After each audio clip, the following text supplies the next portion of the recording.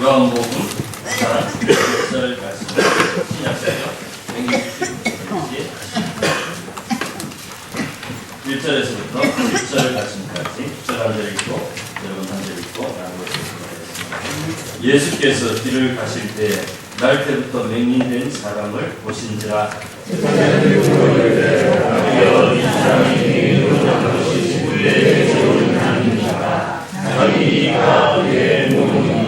예수께서 대답하시되 이 사람이나 그 부모의 죄로 인한 것이 아니라 그에게서 하나님이 하시는 일을 나타내고자 하심이라.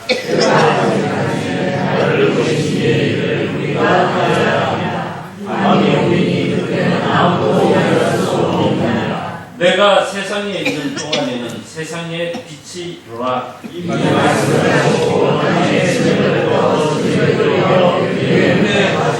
다 같이 읽겠습니다. 실로암 못에 가서 식사하시니 실로암은 번역하면 보냄을 받았다는 뜻이야. 이에 가서 씻고 밝은 눈으로 왔더라. 아멘. 우리 몸에 여러 지체가 있는데 하나라도 장애가 생기면 일상 생활을 하는데 많은 불편이 찾아오게 됩니다. 그 지체들 가운데서 눈에 장애가 있으면 생활하는데 치명적인 고통이 따라옵니다. 우리 연세든 분들 가운데서 눈이 잘 좋지 않아서 어려움을 당하시는 분들 있을 겁니다. 저도 눈이 별로 좋지 않기 때문에 안경이 없으면 캄캄한 세상이 되어버립니다. 예수께서도 이렇게 말했습니다. 내 몸에 둥그런 눈이라. 눈이 성하면 온몸이 밝을 것이요 만일 나쁘면 내 몸도 어두우리라. 눈이 밝으면 생활 자체가 밝아집니다. 눈이 어두우면 생활이 어두워진다고 그렇게 말씀을 했습니다. 눈은 우리 몸의 가장 소중한 지체 중에 하나입니다. 생활을 밝게도 할 수 있고 어둡게도 할 수 있기 때문에 아주 소중합니다. 그래서 하나님께서 인간을 창조하실 때 눈은 한 개가 아니라 두 개를 창조해 주셨습니다. 그리고 가장 단단한 머리뼈 깊숙이에 물을 팔고 거기에 자리를 잡도록 해주셨습니다. 그리고 완벽한 보호장치를 해주셨습니다. 먼지가 들어가거나 이물질이 들어가지 못하도록 몇 겹으로 그것을 이렇게 합니다. 그리고 하루에도 25,000번을 깜빡거리면서 눈물을 흘려보내면서 청결을 유지하도록 해줍니다. 완벽하게 만들어주실 뿐만 아니라 AS도 완벽하게 이루어주시는 것을 볼 수가 있습니다. 그만큼 눈이 소중하고 귀한 존재라는 사실을 보여주고 있습니다. 모세가 이스라엘 백성들을 이끌고 출애굽하여서 젖과 꿀이 흐르는 가나안 땅으로 들어갑니다. 그러나 불행하게도 광야 생활을 40년 동안 보내왔습니다.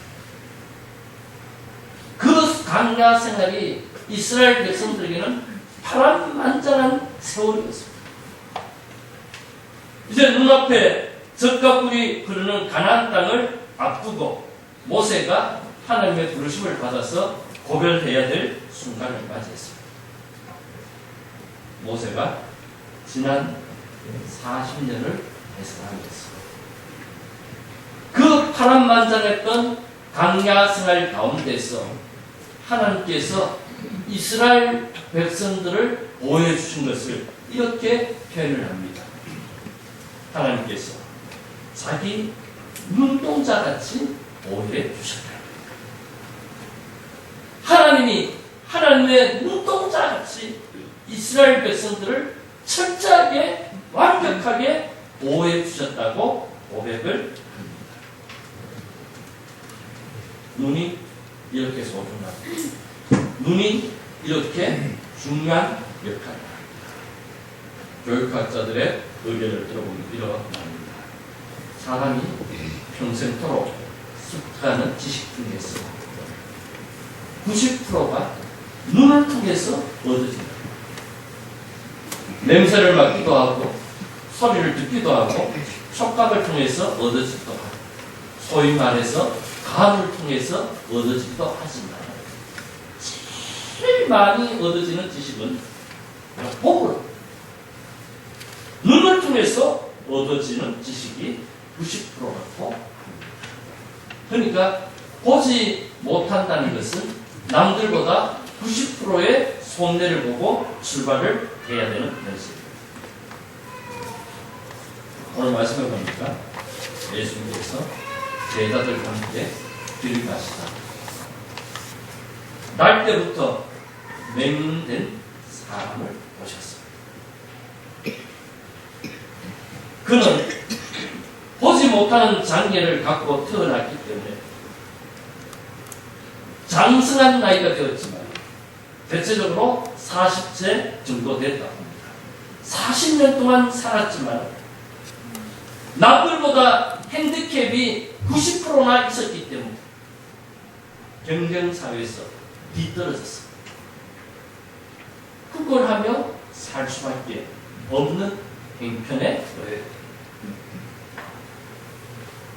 이런 딱한 사정을 예수님과 함께 가던 제자들이 보고 예수께 물었습니다. 이렇게 물었습니다. 라비요, 이 사람이 맹인으로 난 것이 누구의 죄로 인합니까? 라고 물었습니다.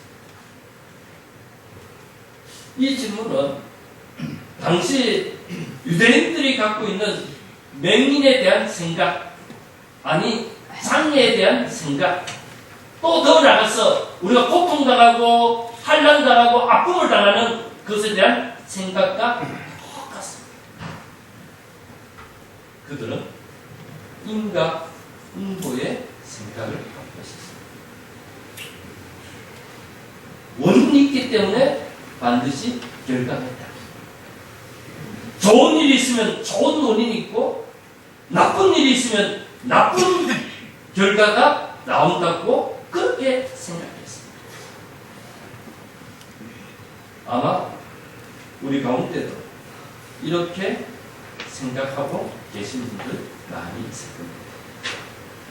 저 먼저 결론부터 말씀드리면 혹시 이런 생각을 갖고 계신다면 그 생각이 잘못되었다는 사실을 먼저 아시기 바랍니다.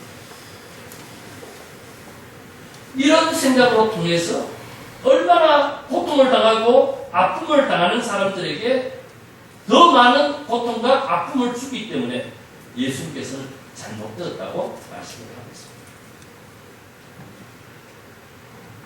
불행하게 태어난 것은 그의 부모가 잘못입니다. 그렇지 않으면 어머니의 뱃속에 생겨난 그 태아가 뭐가 잘못됐기 때문에 이렇게 불행하게 태어났다고 생각을 했습니다. 조상들이 잘못되었거나 그렇지 않으면 나도 모르게 내가 잘못을 했거나 이런 생각으로 불행하게 태어났다고 생각했습니다. 이런 질문에 대해서 예수님의 대답은 정반대였습니다. 예수님은 이렇게 대답합니다. 이 사람이나 그 부모의 죄로 인한 것이 아니라 그에게서 하나님의 하시는 일을 나타내고자 하신다고 했습니다. 제자들은, 일반적인 사람들은 맹인으로 태어나 고통당하고 있는 것을 동정하는 것이 아니라 그 원인이 무엇인가에 혹심을 가지고 있었습니다. 그렇죠? 남이 알지 못하는 어떤 비밀스러운 죄를 지었기 때문에 저런 결과가 왔지. 그런 호기심을 갖고 있었습니다. 이것은 고통을 당하고 있는 그 사람을 사랑하는 것이 아니라 더 큰 고통을 가중시키는 잔인한 행동이라고 할 수 있습니다. 앞에서도 말씀드렸지만 혹시 여러분도 이런 생각을 갖고 고통을 당하고 아픔을 당한 사람들을 대한다면 아무리 변명을 하고 명분을 갖고 말씀을 한다 할지라도 그것은 사랑이 아닙니다. 안 그래도 고통을 당하고 있는데 그 사람의 고통을 더하고 아주 잔인한 신경 쓰지 않으면 일상생활에서 우리가 이런 잔인한 행동을 나도 모르게 합니다. 어떤 사람이 병원에 입원돼 있으면 공황병에 걸려서 입원해 있으면 찾아가서 병문안 한다고 가서 내가 이런 병에 걸린 것은 하나 너가 무슨 잘못을 했기 때문이야. 하나님 앞에 곰곰이 생각해봐. 죄를 찾아서 회개하라. 말은 거룩하고 말은 맞는 말인 것처럼 보이지만 그러나 그 소리를 듣는 사람에게는 비수입니다. 잔인한 행동입니다. 절대 아픔을 당하고 고통을 당하는 사람들에게 죄를 들먹거리고 과거를 자꾸 들추어내고 그러한 행동을 절대 하지 마시고 그것은 사랑이 아닙니다. 내가 너를 사랑해서 말한다. 너가 바람에서 배워요. 저 같은 목사들이 쉽게 하는 말입니다. 그러나 그 말도 조심스럽게. 왜 그렇습니까? 오늘 예수님께서 이렇게 말하셨습니다. 과거에 죄 때문에 점수치를 받는 것이 아니다. 이게 하나님의 하신 일을 나타내고자 하는 영광스러운 것이라고 하셨습니다.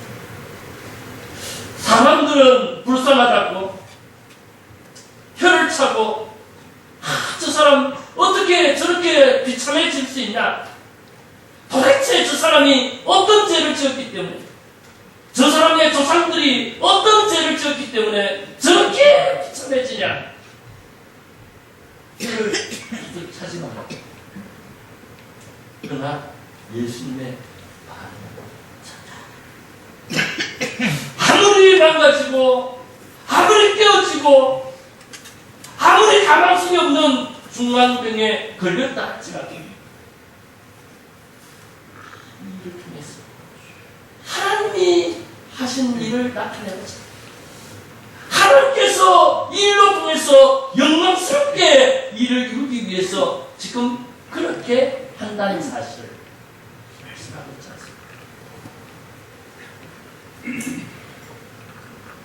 우리는 우리 주변에 아픔을 당하고 장애를 당하고 또 중환병에 걸려서 또 실패해서 관계가 풍지박살이 났습니다.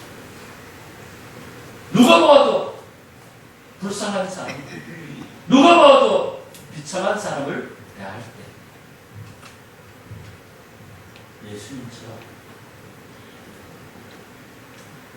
예수님처럼 대하시기를 바랍니다. 바랍니다. 예수님처럼 예수님의 마음을 갖고 대하는 것이 어떻게 대하는 것입니까? 먼저 우리는 고통을 하나님의 하신 일로 봐야 합니다. 장애, 고통, 중환병, 실패, 여러 가지 인생사에 일어나는 여러 가지 어려운 일들, 시험, 환난, 이 모든 것은 하나님의 하신 일로 봐야 합니다. 예수님은 날 때부터 맹인된 사람이 당하는 고통을 하나님의 하신 일을 나타내고자 하신 것 같고 그러면서 예수님께서 이렇게 말씀합니다. 예수님 자신이 그 일을 하기 위하여 이 땅에 보내심을 받았다고 하셨습니다. 그러시면서 예수님을 따르는 제자들에게 하나님의 하신 일을 우리가 하여야 하리라고 하셨어요. 어려움을 당하고 고통을 당하는 사람 보면서 도와주는 척하고 뭐 하는 것처럼 하는데 그 속에 하도 상처를 주는 그 비수를 갖고 있었던 제자들. 어쩌면 말로는 우리가 그들의 고통과 함께 한다고 하지만은 실제적인 행동을 보면은 오히려 그 사람을 업신여기고 그 사람을 무시하는 그런 행동을 하고 있는 우리. 이 비참한 이 일을 통해서, 이 불행한 일을 통해서 하나님의 하시는 일을 위하여 내가 보내심을 받아. 그리고 너희도 함께 참여해서 우리가 하여야 하리. 아주 강조입니다. 아주 대단한 강조입니다. must be라고 하죠. 우리가 반드시 이 일을 하여야 하리라고 예수님께서 말씀하셨습니다. 예수님께서 어둠의 고통 중에 있는 우리를 도와주시기 위해서 이 땅에 보내심을 받은 것입니다. 우리도 예수님과 함께 보내심을 받았다는 말씀입니다. 우리는 고통 당하는 자를 볼 때 우리는 이 예수님의 마음으로 보아야 합니다. 뿐만 아니라 우리 자신이 고통을 당할 때도 이런 예수님의 마음으로 우리 자신을 보아야 합니다. 그냥 일반적인 세상 사람들이 생각하는 것처럼 누구의 죄 때문인가 따지지 말랍니다. 오늘 어떤 극악한 일들이 일어나면 그 사람에 대해서 철저하게 여부합니다. 그리고 그 사람이 그런 극악한 일을 행할 수밖에 없었다는 사실을 분석해 냅니다. 한 번 죽은 것이 아니라 두 번 죽은. 그러면 그렇게 분석해 보면 그 사람이나 이 사람이 나나 당신이나 똑같습니다. 뭐 극악한 일을 행한 사람이 머리에 풀을 달거나 이빨이 드라큘라 이빨이거나 그렇지 않습니다. 똑같습니다. 얼마나 평범한 사람인지. 그 속에 밝은 빛을 보지 못합니다. 그가 어두운 가운데 있을 때 그런 일을 할 수밖에 없는 것이 우리가 똑같은 일입니다. 그래서 너무 따지지 말고 하나님의 하시는 일을 나타내고자 하는 선한 도구로, 물론 죄는 회개하고 하나님의 용서함을 구해야 됩니다. 우리에게 일어난 불행한 일 때문에 우리가 잘못했기 때문에, 우리가 바르게 쓰지 못했기 때문에, 우리가 다른 사람을 제대로 이해하지 못했기 때문에, 사랑하지 못했기 때문에 일들이 일어납니다. 원인이 다른 것에 있는 것이 아닙니다. 내가 잘못했기 때문에. 그렇기 때문에 잘못이 일어났을 때는 먼저 자신을 살피는 것이 당연한 겁니다. 그리고 죄를 발견했으면 그 죄를 회개합니다. 다른 사람을 성난하고 또 내 스스로 이 죄의식에 빠질 필요는 없습니다. 그러나 예수님을 제대로 만나기 전에는 한 번씩 수련회나 교회에서 공예를 하면은 소위 말해서 은혜 받았다 하죠. 은혜 받았다 생각되면 눈물 흘리면서 회개를 합니다. 어릴 때부터 있었던 추억을 더듬어서 회개를 합니다. 누구 집에 뭐를 뭐 사고 싶고 거짓말 했던 거. 그것도 1년이 지납니다. 또 술을 내합니다. 붕괴하면 또 레퍼토리가 똑같습니다. 또 회개하고 또 눈물을 흘립니다. 다음에 하면 또 똑같습니다. 마치 다람쥐 쳇바퀴 돌듯이 그렇게 돌아갑니다.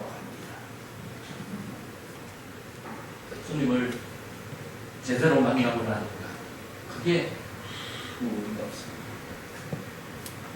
우리가 회개하는 순간에 이미 주님께서 우리의 모든 것들을 깨끗게 하셨습니다. 너희 죄가 주홍같이 붉을지라도 흰눈같이 깨끗해지게 됩니다. 너희 죄의 처리를 동이 서에서 먼 것처럼 너가 회개하는 순간에 그 죄는, 죄의식은 이미 깨끗하게 정리하셨다는 거예요. 그런데 늘 쓸데없는 이 죄의식에 빠졌습니다. 지금 짓고 있는 죄가 더 크고 더 많은 죄를 짓고 있는데 그냥 옛날에 갖고 있던 그 레파토리를 갖고 마치 회개하고 거룩해진 것처럼 그렇게 말하다 보니까 똑같은 죄를 반복해서 짓는 그런 어리석음에 빠진다. 회개하면 이미 깨끗하죠. 죄만 정리하실 뿐만 아니라 그 죄의 뿌린 죄의식도 깨끗하게 정리를 하셨다.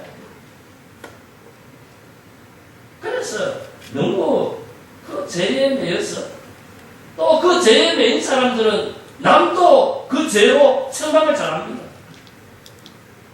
자기 죄를 감추기 위해서 늘 큰 소리로 다른 사람 비판하고 정죄합니다. 다른 사람 비판하고 정죄하는 사람 치고 자기 옳은 사람 아무도 없습니다. 우리는 예수님께서 주신 대로 우리를 시험에 들게 하지 마시옵고 라고 죄의 유혹과 또 죄의 공격을 받는 것은 할 수 없습니다. 그러나 죄에 빠지지 않도록 우리를 지켜야 해요. 마틴 루터가 좋은 표현을 했죠. 공중에 날아가는 새는 우리가 그렇게 할 수 없어요. 물론 욕심 있는 사람은 뭐 새총 가지고 사서 그렇게 하지만 그러나 일반 평민들은 공중에 날아가는 새가 날아다니면서 뭐 짖든 깨끗거리든 그 상관이 없습니다. 또 가끔 가다가 오물을 배설해서 내 이마에 떨어지든 차에 떨어지든 어떻게 하겠습니까? 그러나 그 새가 내 머리에 앉아서 둥지를 튼다. 그거 그냥 놔둘 사람 아무도 있지 않습니까? 그거 그대로 다니면 저 사람 저런 사람, 저 사람 뭐 저런 사람이 있나? 사람들의 눈을 쉽게 해서라도 그 둥지를 틀지 못하도록 하는 것이 우리의 삶. 공중에 번세상 마귀가 우리를 유혹하고 우리를 공격하는 어떻게 할 수 없습니다. 아마 우리의 생명 닿을 때까지 이 일이 일어날 거예요. 그렇기 때문에 우리 큰 소리 칠 이유가 없습니다. 그러나 그 마귀가 우리의 마음속에 들어와서 자리를 잡고 우리를 조작하고 우리를 이용하는 것, 그것은 우리가 어떤 방법을 통해서라도 막아야 된다.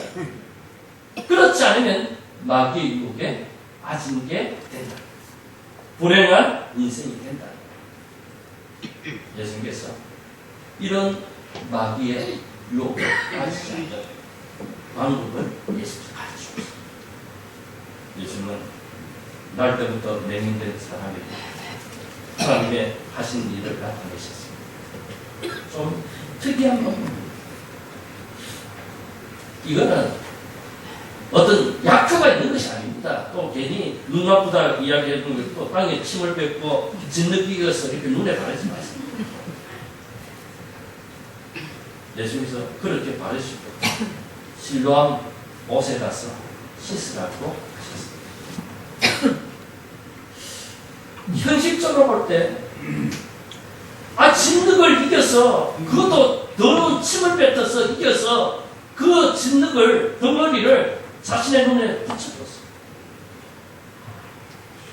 현실적으로 볼 때, 이 맹인에게는 아주 불쾌한 거예요. 그렇지 않아도 보이지 않는데, 듣는, 그것은 민감하지 않습니까? 예수와 무리들이, 제자들이 가다가 괜히 가면 되지. 한 분 줄 것 같으면 한 분 던져놓고 가지. 왜 저 사람이 저렇게 불쌍한 거, 그 누구의 죄냐, 아버지의 죄냐, 엄마의 죄냐, 이 사람의 죄냐, 왜 그것 이야기해서 두 번 나를 죽이고 상심을 준 거예요. 그런데 또 지금은 눈에 그것도 더러운 침을 뱉어서 진흙을 이겨서 눈에 밝았습니다. 그리고 실람 못에 가서 씻으라고. 지금 이 일이 일어나는 곳과 실로암 못까지의 거리는 오리 정도, 한 2km 정도 떨어졌습니다. 전에 우리 교회가 있었던 설의 마을과 요 방배도 우리 교회와 거리가 2km. 보지 못하는 사람, 그것도 진흙을 밟은 사람, 실로암 못을 찾아간다 생각해보세요. 막상 실로암 못에 도착해도 그 못이 깊게 있기 때문에 33개의 계단을, 가파른 계단을 밟고 내려가야 물에 닿을 수 있습니다. 실로암 못을 찾아가기 위해서는 한 번도 가본 적이 없기 때문에 이 사람 저 사람에게 묻습니다. 물으면 그 사람 얼굴 쳐다보니까 진흙 덩어리를 바르고 있기 때문에 이 사람은 이제는 정신마저도 이상해졌구나. 아마 비웃고 조롱을 하기. 도저히 순종할 수 없고, 어쩌면은 내가 남에서부터 맹인이라고 해서 내 인격을, 내 인권을 이렇게 짓밟아도 되느냐? 아마 항의할 정도의 불쾌함을 느낄 줄 모르겠습니다.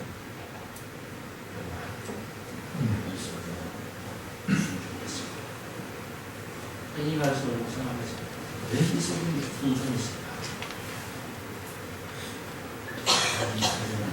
예수님에 대한 뜨거운, 예수님을 사랑하는, 예수님이 자신을 사랑한다는 그 뜨거움을 느꼈던 거예요. 그렇지 않습니까? 제자들은 도대체 이 사람의 이 일이 왜 이렇게, 이 사람이 어떤 비밀스러운 죄를 지었기 때문에 왜 이렇게 형편없이 됐느냐, 그렇게 했지만 예수님은 이렇게 말씀하지 않습니다. 하나님의 하신 일을 나타내지 않아요. 이게 수치스러운 것도 아니고 이게 부끄러운 것도 아니고 오히려 이 일을 통해서 하나님의 놀랍고 위대한 일이 이 사람으로 통해서 이루어진다는 사실을 말했기 때문에 그 예수님의 말씀, 그 사랑의 음성을 들었기 때문에 그가 아무리 어렵고 아무리 수치스럽고 아무리 뭐한다 할지라도 그가 예수님의 말씀에 순종했어. 실로암 못에 가서 씻었습니다. 그 결과 맑은 눈으로 떠오르게 되었다는 것입니다.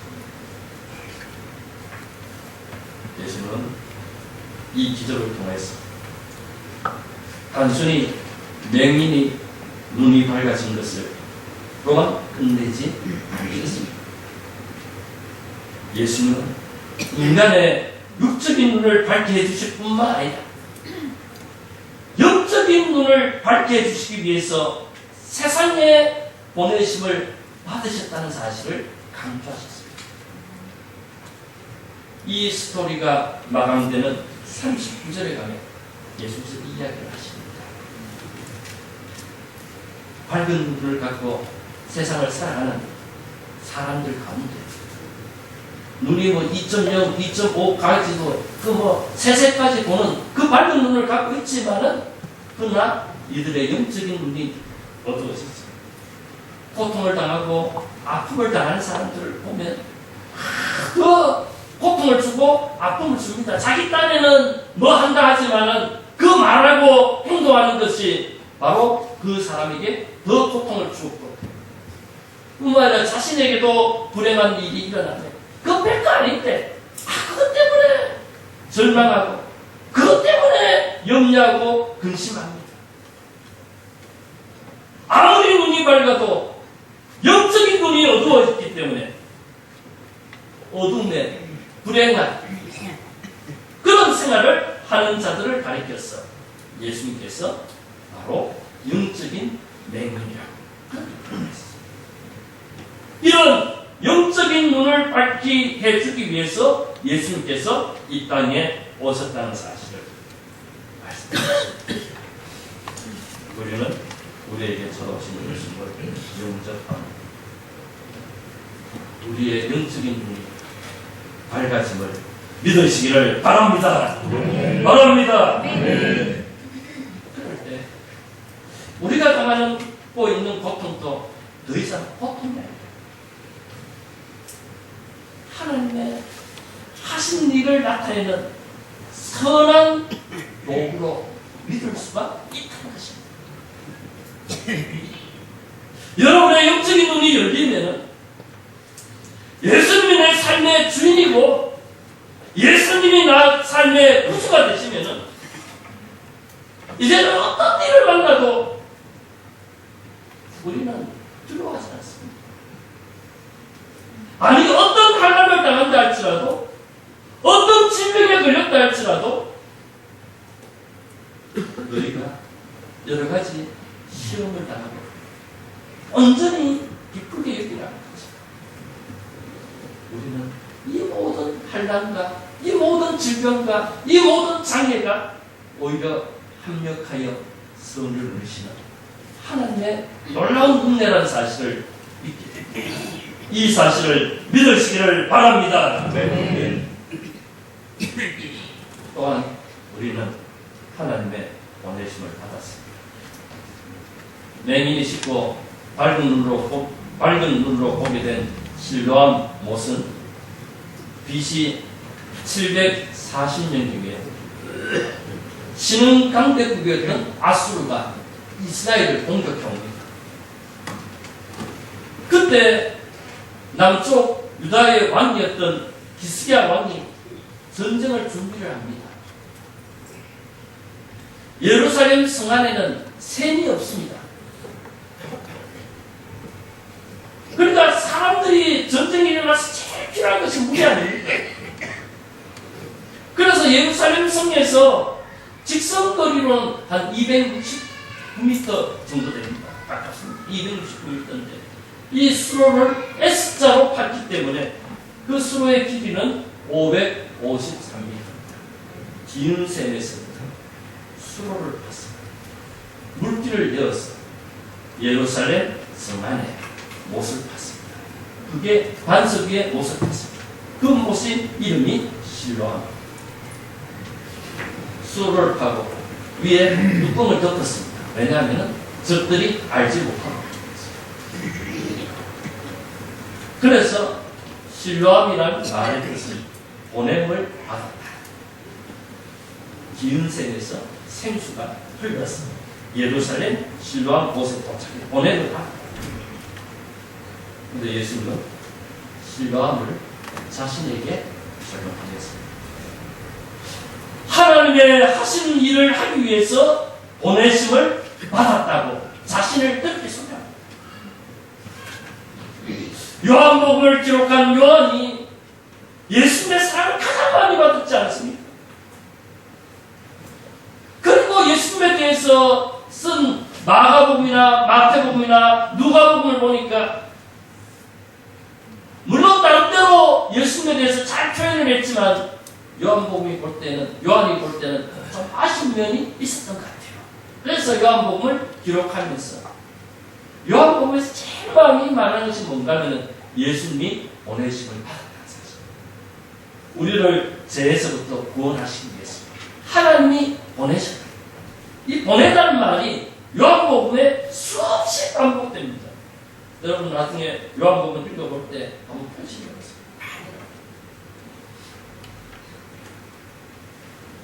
예수님께서 이렇게 말합니다. 오늘 말씀 4절을 보니까 때가 아직 남임에 나를 보내신 이의 일을 우리가 하여야 합니다.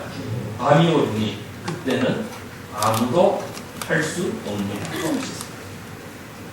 예수님께서 지금 날 때부터 맹인된 사람을 고쳐 주고자 하는 강한 의지를 드러내셨습니다. 지금 예수님은 우리가 8장 말씀을 읽지 않아서 배경을 여러분 잘 모르지만 한마디로 말하면 지금 예수님은 자신을 공개적으로 드러낼 행편이 못 되었습니다.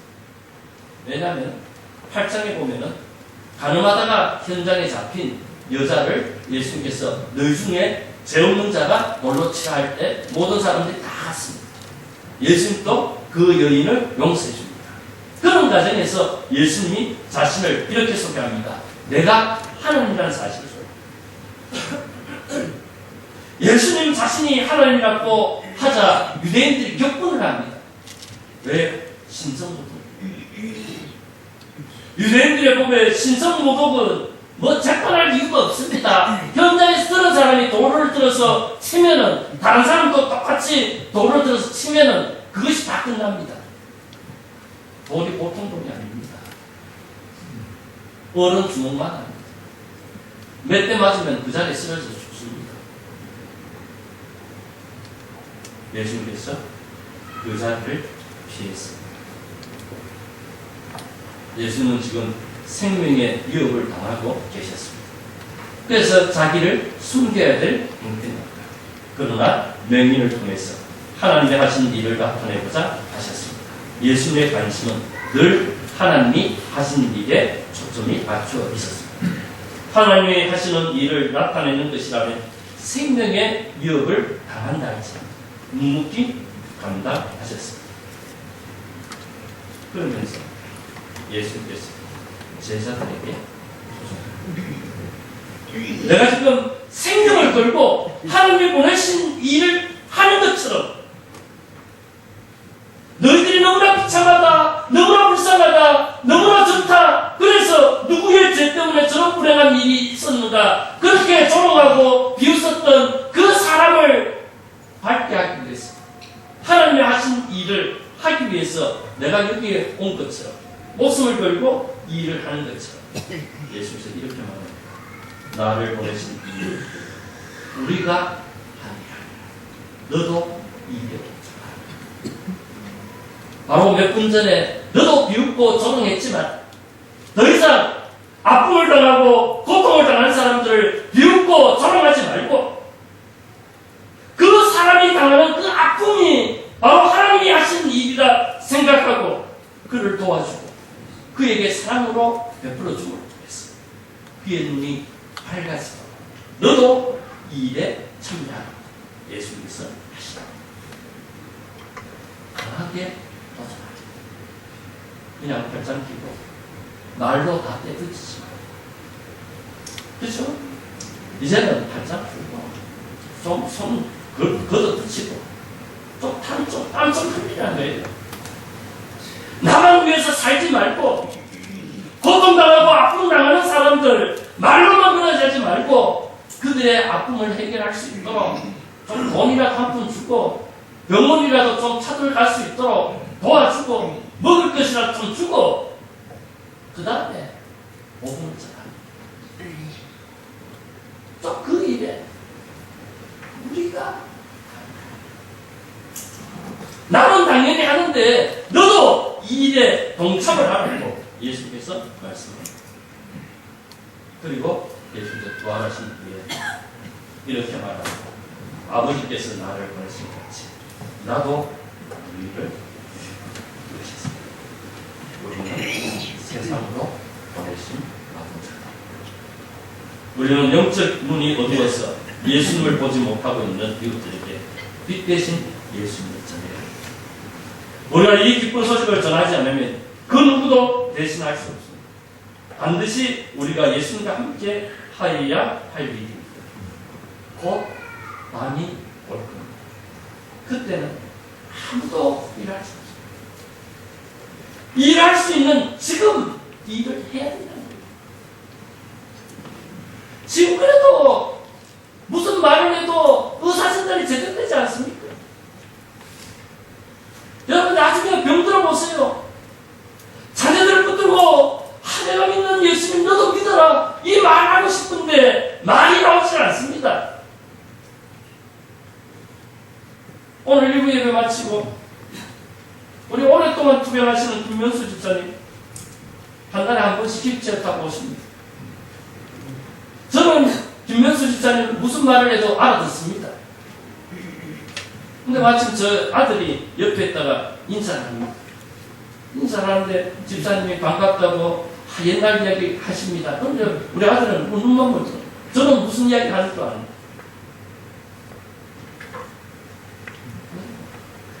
항상 똑같아요.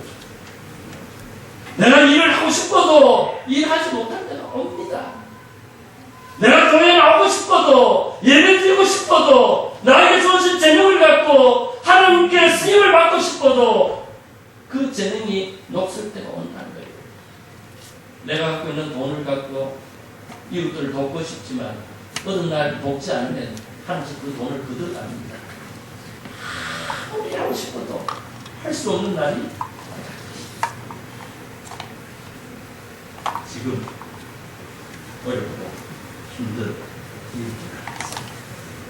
지금 영적인 눈이 어두워서 조그만 일만 생겨도 불평하고 원망하는 이웃들을 향해서 주님의 밝은 빛을 소개합니다. 어떤 어려움 가운데도 하나님의 은혜로 넉넉히 이겨나갈 수 있도록 돕는 일에 내가 보내심을 받았다고 생각합니다. 나를 보내소서 라고 결단하는 저와 여러분들이 다 되시기를 바랍니다.